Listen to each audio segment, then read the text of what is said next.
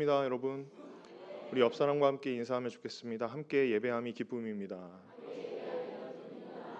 네. 지난주에 전교인 수련회가 있었습니다. 하나님께서 좋은 날씨도 허락해 주셨고 또 좋은 장소에서 이렇게 많은 분들하고 함께 이제 뜨겁게 예배하고 또 함께 이렇게 좀 교제할 수 있는 시간이 있었습니다. 다른 데서는 아멘 안 하셔도 여기서는 아멘 하실 줄 알았는데 네, 제가 좋은 시간이었는데 여러 사정 때문에 함께하지 못하신 분들도 계셔가지고 조금 아쉬움이 남습니다만은 그럼에도 우리의 일상 가운데 동일하게 역사하실 하나님을 기대합니다. 늘 수련회 다녀오며 마음의 은혜가 이렇게 충만한 느낌들이 좀 있습니다. 그죠? 이게 좀 우리 중고등부 때는 한 2주 정도 가는데 바라기는 그 은혜가 우리 단순한 느낌으로만 끝나지 않게 하시고 또 우리 일상으로 좀 이어지고 우리의 삶이 또 신앙이 또 성숙으로 이어지기를 간절히 소원합니다. 자, 오늘 본문의 이야기는 제법 유명해서 한 번쯤은 설교로 들어보셨을 것 같아요. 혈루증을 앓고 있던 여인이 예수님을 만나서 이제 구원을 얻는 그런 이야기입니다. 우선 배경이 되는 말씀을 한번 좀 보죠. 21절 말씀을 같이 읽어보겠습니다. 21절입니다. 시작. 예수께서 다시 맞은편으로 건너가시니 큰 무리가 그에게로 모이거늘 이에 바닷가에 여러분 여기 보니까 예수님이 배를 타고 맞은편으로 건너가는 모습이 나타납니다. 그런데 예수님 주변으로 이제 큰 무리가 많이 이렇게 모여들고 있는 모습을 보이고 있어요. 아마도 예수님께서 가시는 곳마다 이 병자가 치유되는 역사도 일어나고 귀신 들린 자가 고침을 받는 역사도 일어나고 또 줄인 자는 또 먹기도 하고 그렇죠. 그리고 또 뭔가 삶에 문제가 있었던 사람들이 하나둘씩 그 문제가 해결되는 것을 보아서 많은 사람들이 예수님께로 모여들지 않았을까 한번 추측을 해볼 수 있겠습니다. 자, 배를 타고 건너간 바로 이 지역에서 예수님의 기적을 기대하는 첫 번째 사람이 등장하는데 그 사람이 누구냐? 바로 회당장이었던 야이로라고 하는 사람입니다. 이 회당이라고 하는 장소가 유대인들이 모여가지고 성경을 읽고 또 가르침을 베푸는 장소인데요. 지금으로 치면 이제 교회라고 말할 수 있습니다. 지금 교회에서도 말씀을 펴서 읽고 그 말씀을 해설하고 또 설명하는 그런 기관입니다. 그런데 야이로가 회당장으로 소개됩니다. 이게 무슨 말이겠어요? 어떤 회당을 담당하고 있는 어떤 장, 치프 역할을 한다는 뜻입니다. 그러면 이 사람은 한 회당을 주관하는 사람이죠. 이 사람이 자신의 체면도 있고 사회적 지위도 있는데 예수님께 나와서 이렇게 요구합니다. 내가 딸이 하나 있는데 그 딸이 너무 위중한 병에 걸려가지고 죽을 위기에 처했습니다. 이 야이로가 예수님을 만나서 이렇게 구합니다. 우리 함께 23절 말씀을 같이 읽어보겠습니다. 간곡히 구하여 이르되 내 어린 딸이 오셔서 그 위에 손을 얹으사 그로 구원을 받아 살게 하소서 하거늘. 회당장이 예수님께 간곡히 이야기합니다. 아까도 말씀드렸지만 이 사람은 사회적인 지위와 명성이 좀 있는 사람이기 때문에 예수님이 랍비이기는 하지만 이렇게 구하는 것이 쉽지 않은 일입니다. 근데 이제 내 어린 딸이 좀 죽게 되었습니다. 근데 내 소문을 들어보니 예수님에게서는 여러 가지 능력이 나타난다고 하더이다. 그러니 우리 딸을 좀 고쳐주십시오라고 간절하게 요청을 하죠. 아마도 예수님께서는 이 회당장의 믿음을 보신 것 같아요. 그래서 급하게 그의 집으로 예수님과 제자들이 발걸음을 옮기고 있는 중입니다. 이해가 되십니까? 여기까지가 오늘 이야기의 배경입니다. 맞아요. 그런데 갑자기 지금 이게 그럼 제가 여러분 이 이야기에서 회당장 야이로의 딸이 지금 아프잖아요. 지금 고침을 받았어요? 안 받았어요? 아직 안 받았는데 혈루증을 앓고 있는 여인의 이야기가 갑자기 끼어 들어가고 있는 겁니다. 다시 말해서 아직 야이로의 딸의 문제가 아직 해결되지 않은 상태에서 혈루증을 앓고 있는 여인의 이야기가 끼어 들어가고 있죠. 그래서 이런 구조를 가리켜서 우리가 흔히 뭐라고 부르냐면 다 같이 따라하겠습니다. 액자식 구조. 이렇게 큰 액자가 있는데 그 액자가 다 이제 완성되지 않았는데 그 안에 또 다른 이야기가 하나 들어가 있다. 그래가지고 이제 액자식 구조라고 부릅니다. 대충 문맥의 구조가 좀 보이시죠? 뭔가 야이로의 딸이 이제 뭔가 낳는 어떤 역사가 있을 것 같은데 우리가 안 읽어봐서 잘 모르겠지만 어떤 그런 역사 안에 무슨 역사가 일어나는 거예요? 혈루증을 앓고 있는 여인의 이야기가 지금 끼어들어가고 있는 그런 겁니다. 아무래도 이 두 가지 이야기에는 뭔가 공통점이 있는 것 같습니다. 자, 이 공통점에 대해서 설명하기 전에 마가복음이 이야기하는 이 여인의 이야기에 우리가 좀 귀를 기울일 필요가 있습니다. 여러분 21절 위에 여러분 성경책에 있으시면 21절 위에 있는 소제목을 보시면 그 소제목 바로 밑에 평행 본문이 있습니다. 괄호로 이렇게 딱 쳐져 있을 건데 마태복음 9장 그리고 누가복음 8장 맞아요? 예, 요거 아니에요? 맞죠? 예, 그거 있죠. 여러분 좋은 성경책은 다 이런 게 있습니다. 이게 무슨 말이냐면 공관복음에서 이 사건을 동일하게 기록하고 있다는 뜻입니다. 그러면 공관복음을 기록한 기자들에게 이 사건이 굉장히 중요했을까요? 안 중요했을까요? 중요했다는 뜻입니다. 그런데 공관복음서 기자들마다 같은 내용을 기록해도 그 내용이 조금씩 다릅니다. 특히 마가는 이 여인의 비하인드 스토리에 대해서 집중적으로 표현하고 있는데 우리 간단하게 한번 비교해 보려고 해요. 우리 마태복음 9장으로 한번 가보겠습니다. 9장 20절과 21절 띄워드릴게요. 한번 같이 읽어보겠습니다. 시작. 12해 동안이나 혈루증으로 앓는 여자가 예수의 뒤로 와서 그 겉옷가를 만지니 이는 제 마음에 그 겉옷만 만져도 구원을 받겠다 함이라. 여기 보면 이 어떤 문제를 가지고 있는 여인의 문제는 나타나는데 이 여인이 어떤 사람인지 알 수가 있을까요? 없을까요?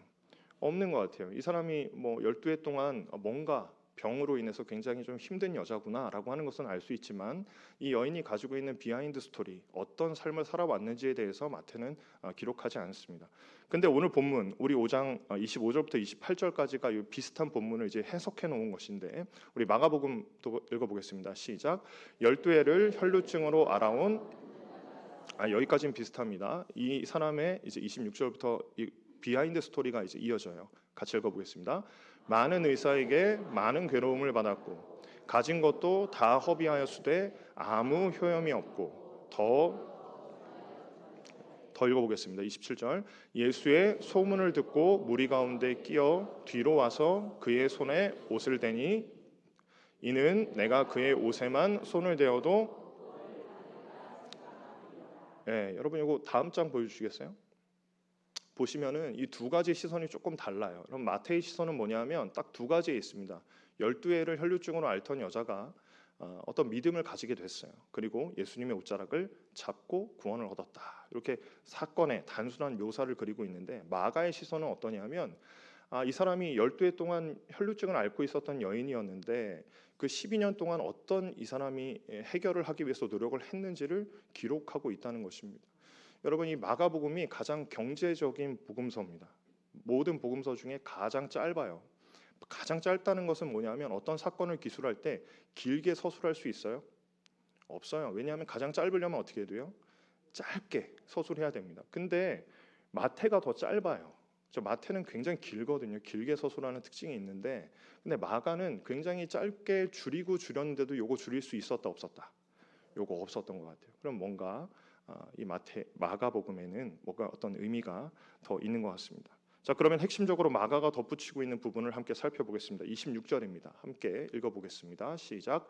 많은 의사에게 많은 괴로움을 받았고 가진 것도 다 허비하였으되 아무 효험이 없고 도리어 마가는 이 여인의 숨겨진 이야기를 꺼냅니다. 자, 이 지점에서 우리는 이 여인의 처지를 자세히 알게 됩니다. 가장 먼저 이 여인은요 자신이 혈루증을 앓았던 내내 그 병을 고치기 위해서 노력했던 인물입니다. 맞습니까?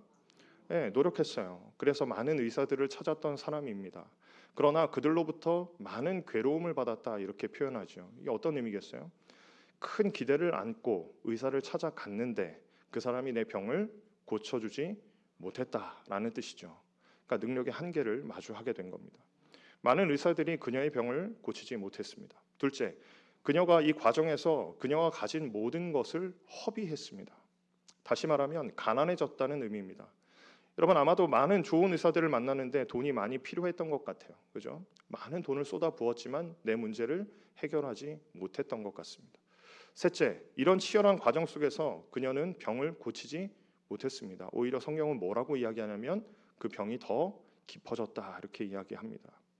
여러분 모든 것을 내가 다 바쳐가지고 뭔가 내 문제를 해결하기 위해서 노력을 다 해봤는데 그래서 내 모든 것을 다 쏟아 부어가지고 문제가 해결되면 어때요? 그럼 할렐루야입니다.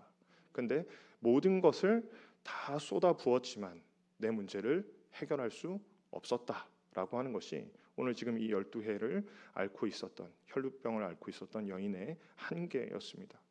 이 여인이 어떤 사람으로 보이세요? 저는 이 대목을 묵상하면서 이 여인의 비참한 처지에 대해서 좀 생각을 해보게 되었습니다. 인생의 한계를 넘기 위해서 최선을 다했지만 돌파할 수 없는 어려움이 있었다는 뜻입니다. 여러분, 인생을 살아가다 보면 우리의 힘만으로는 넘어설 수 없는 어떤 한계를 만날 때가 있습니다. 이 여인의 인생이 더 비참하게 느껴지는 것은 자신의 문제 앞에서 자기를 다 던졌음에도 불구하고 그 문제를 해결하지 못했다는 데 있습니다. 여러분, 오늘날 이제 우리 청년들이 이게 뭔가에 이제 완전히 올인해서 다 던지지 못하고, 혹은 뭐 여러분들도 마찬가지고 저도 마찬가지인데요. 우리가 뭔가 이렇게 목표를 딱 정해놓고 나 자신을 다 던질 수 있어야 되는데 이렇게 던지지 못하는 이유가 있습니다. 그게 뭐냐면 실패에 대한 두려움 때문이죠. 내가 다 던졌는데, 그러니까 예를 들어서 제가 뭔가를 이제 하기 위해서 나를 다 던졌는데 성공할 수도 있고 실패할 수도 있잖아요. 근데 실패해 버리면 어떤 이제 좌절감이 오는 거냐면 내 인생이 아무것도 아닌 것 같이 느껴진다는 말이에요. 아, 내가 진짜 이거밖에 안 되는 존재구나라고 하는 것이 제 마음 가운데 다가오니까 우리가 더 올인하지 못하는 것이 아닐까라는 생각이 듭니다. 그런데 여러분, 어느 날 이 여인의 마음에 불쑥 들어온 것이 있습니다. 그게 무엇일까? 혹자는 이 부분을 해석하면서 믿음이라고 부르지만 성경은 그것을 믿음이 아니라 소문이라고 이야기합니다. 우리 27절 말씀입니다. 같이 한번 읽어보겠습니다. 예수의 소문을 듣고 무리 가운데 끼어 뒤로 와서, 여러분, 이 여인이 누구의 소문을 들었습니까? 예수님의 소문을 들었습니다. 한번 생각해 보십시오. 이 여인이 얼마나 많은 소문들에 휘둘렸겠어요. 12해를 혈루병으로 앓고 내가 이 문제를 해결하기 위해서 이 사람이 찾아다닌 의사들이 있을 겁니다. 그럼 그 의사들이 그냥 의사일까요? 엄청 유명한 의사들 아니었겠어요? 소문으로 소문으로 소문으로. 근데 가는 곳마다 어떤 거예요? 실패하고 실망할 수밖에 없는 겁니다. 그럼 여러분, 이렇게 생각해 볼 수 있잖아요. 야, 정말 저기 가버나움 지방에 예수라는 사람이 나타났대. 야, 근데 예수라는 사람이 얼마나 대단한지 어떤 병이든지 다 낫게 해준다더라. 이 여인이 그 말을 들었겠죠. 이 마음에 어떤 마음이 생겨났을까요? 그래? 나도 한번 가볼까? 이런 마음일 것 같아요. 내가 지난 12년 동안 의사들을 많이 만나봤는데 나한테 만족을 주는 사람이 하나도 없던데. 그러면 어떠실 것 같아요? 이게 소문이잖아요. 근데 이 예수라고 하는 존재가 뭐가 그렇게 달랐을까요? 이 여인에게. 일단 이게 1차적으로 우리 마음 가운데 좀 다가오지 않습니까? 그런데 성경은 이 여인의 마음을 28절에서 이렇게 표현합니다. 내가 그의 옷에만 손을 대어도 나을 것 같아. 이것을 가리켜서 우리가 뭐라고 불러요? 믿음이라고 부르죠. 소문을 들었는데 우리 안에 뭐가 생기기 시작하는 거예요? 믿음이 생기기 시작하는 겁니다. 이게 놀라운 일인 것 같아요. 그래서 여러분, 믿음은 하나님의 선물인지도 모르겠습니다. 여기서 짚고 넘어갈 부분이 있습니다. 그것은 뭐냐면 한 사람이 가지고 있는 간절함이 그 사람의 발걸음을 움직인다는 것입니다. 여러분, 한 사람이 가진 간절함이 그 사람의 발걸음을 움직여요.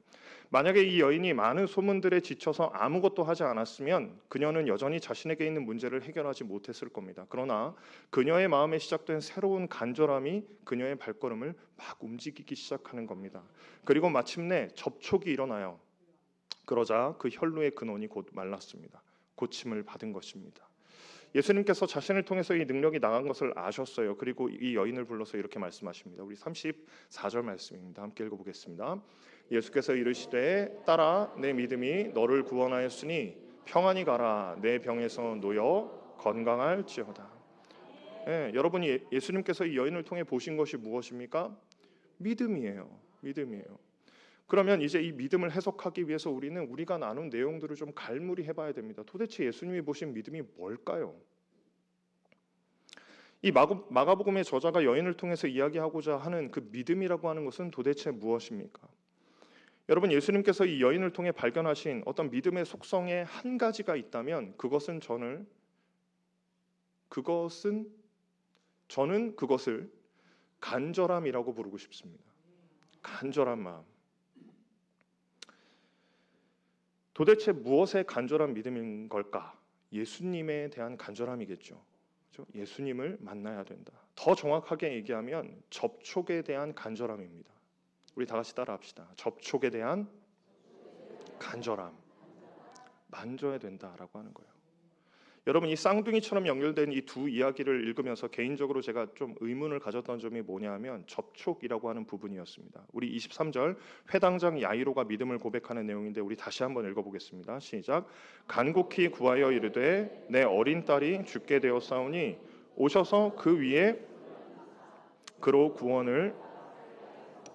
여러분, 회당장이 예수님께 뭐라고 이야기하냐면 손을 그 위에 얹어달래요. 그러니까 그는 누구겠어요? 내 죽어가는 딸이잖아요. 그죠? 그 딸과 예수님이 뭐 하면 접촉되면 뭔가 살아날 것 같은데라고 하는 믿음이 있는 거죠. 누구에게요? 회당장에게요. 그리고 여인의 믿음은 뭐예요? 예수님의 옷가라도 닿으면 뭔가 내가 날 것 같다라고 하는 그런 접촉에 대한 간절함이 있는 겁니다. 이게 이 두 이야기의 공통점이라면 공통점입니다.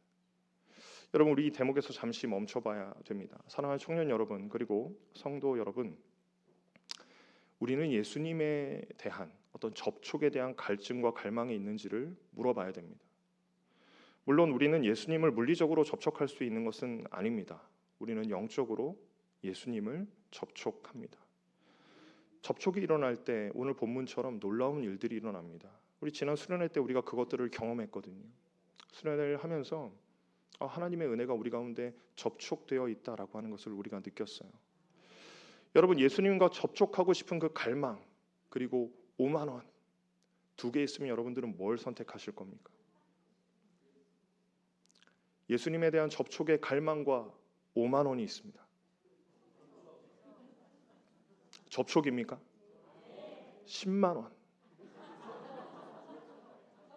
접촉. 돈 얘기 나오니까 이제 눈 예수님과 접촉 100만 원. 우리 중에 누군가는 거짓말을 하고 있습니다. 네. 여러분, 이 여인의 인생을 보고 있으면 그가 가지고 있는 간절함이 이 여인을 계속해서 인도하고 있다는 것을 발견하게 됩니다. 여러분, 우리 안에 어떤 간절함이 있잖아요. 그러면 그 간절함이 우리를 이끌어가는 장소가 있습니다. 우리 정신없이 막 살잖아요. 저도 막 정신없이 이렇게 막 바쁘게 일하다가 어느 날 눈을 딱 떠보면 제가 카페에 와 있어요. 그러면 무슨 의미겠어요? 커피에 대한 갈증이 있는 거예요. 여러분들이 공감 못 하시는데 청년들은 다 공감합니다.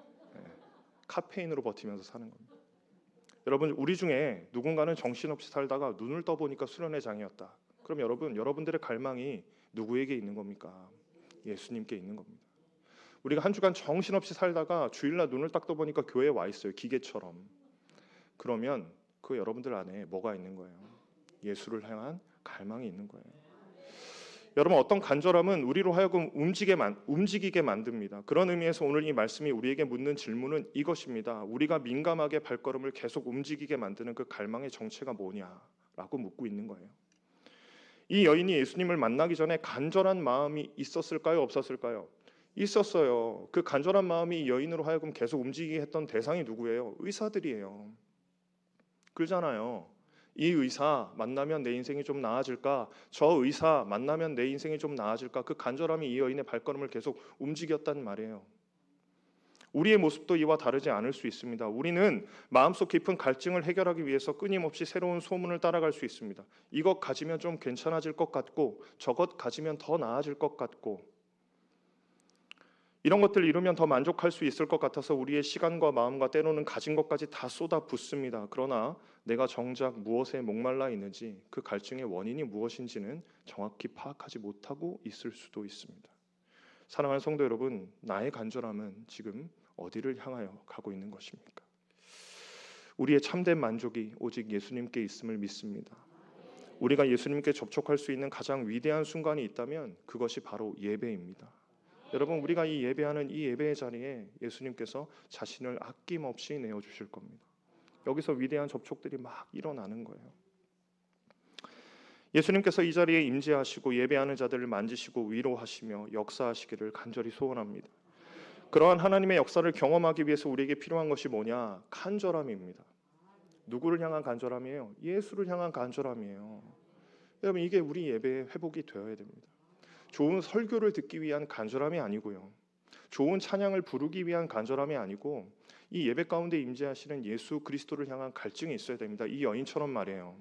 그리고 그를 딱 만나게 될 때 우리 안에 놀라운 역사들이 일어나는 것입니다. 김정주라고 하는 전도사님이 쓴 책이 있습니다. 안녕 기독교라는 책의 한 부분을 인용하고 싶습니다. 이분 이게 절판돼서 이제 구할 수 없는 책인데, 넘겨주시면 이렇게 표현되어 있습니다. 복음서에 나오는 고침을 받은 사람들에게는 비슷한 특징이 있대요. 그들은 모두 지금이 아니면 안 되는 가난한 심령을 가진 사람들이었다. 이렇게 이제 표현합니다. 가난한 심령이라는 거예요.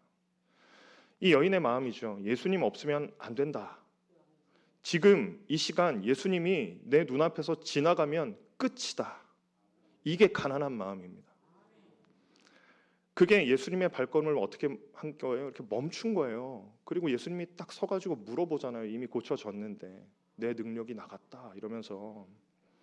근데 여러분, 현대 사회를 살아가는 우리에게 어쩌면 예배가 너무 흔한 것 같다는 생각을 하게 됩니다. 오늘 예배 조금 망쳐도 다음 주에 또 하면 되는 게 그게 우리의 예배예요. 다음 주가 있고요. 고3이 되거나 우리 인생에 어떤 어려움이 있을 때 잠깐 쉬었다 가도 되는 게 예배인 것처럼 느껴집니다. 다음에 하면 될 것 같습니다. 그러나 기억하십시오, 여러분. 예배가 흔하다고 예수가 흔한 건 아닙니다.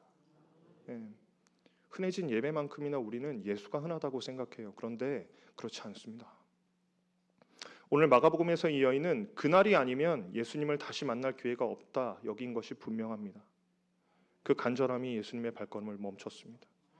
여러분, 이 예배는 우리에게 어떤 순간이 되어야 할까? 예배가 넘치는 시대에 우리에게 필요한 것은 예수님을 향한 간절함은 아닐까 묵상해 봅니다. 우리 김정주 작가의 말을 하나 더 인용하고 싶습니다. 이렇게 표현하고 있어요.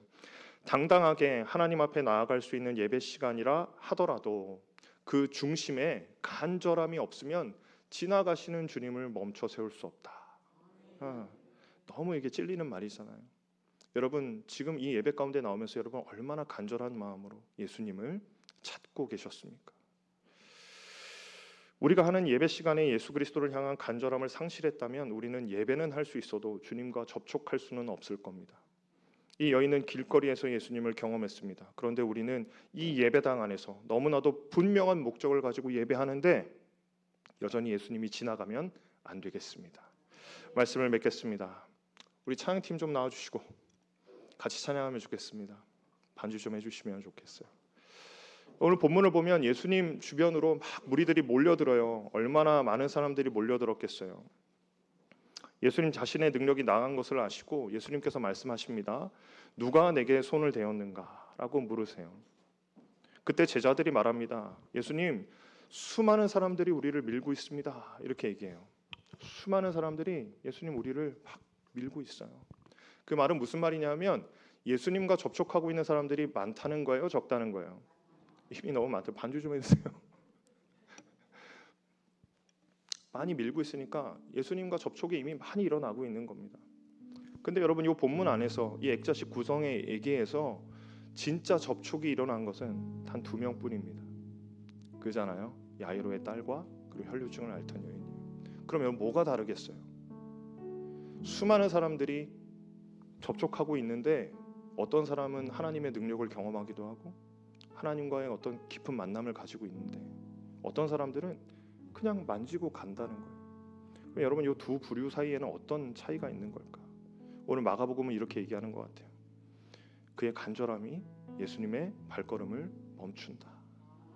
여러분, 오늘 이 예배 가운데 예수님께서 함께 하시는 줄로 믿습니다. 우리의 간절함이 그의 발걸음을 붙잡게 될 줄로 믿습니다. 우리 시간 같이 한번 찬양할 때 나의 영혼이 잠잠히 우리 주님을 바랍니다 라고 하는 찬양 함께 올려드리면 좋겠습니다. 나의 영혼이 잠잠히 하나님만 바라미요. 나의 구원이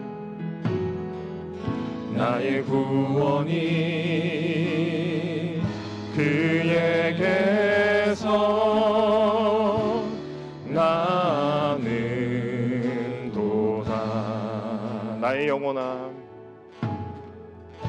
나의 영혼아 잠잠히 하나님만 바라라. 나의 소망이 예수님에게서 아멘. 나는 도다 오직 주만이 나의 반석 나의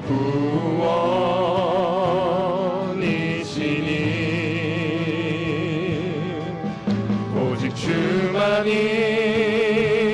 나의 산성 내가 요동치 아니하리. 우리 1절 한 번 더 합시다. 나의 영혼이 잠잠히 하나님만 바라며 나의 구원이 그에게서 나는 도다. 우리 영혼에게 명령합시다. 나의 영혼아 잠잠히 나의 영혼아 잠잠히 하나님만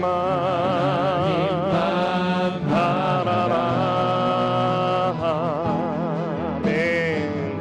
나의 소망이 저에게서 나는 줄 믿습니다. 나는 도다 오직 주만이 나의 반석 나의 구원이시니 오직 주만이 나의 산성 내가 요동치 아니하리. 오직 주만이 나의 반석 나의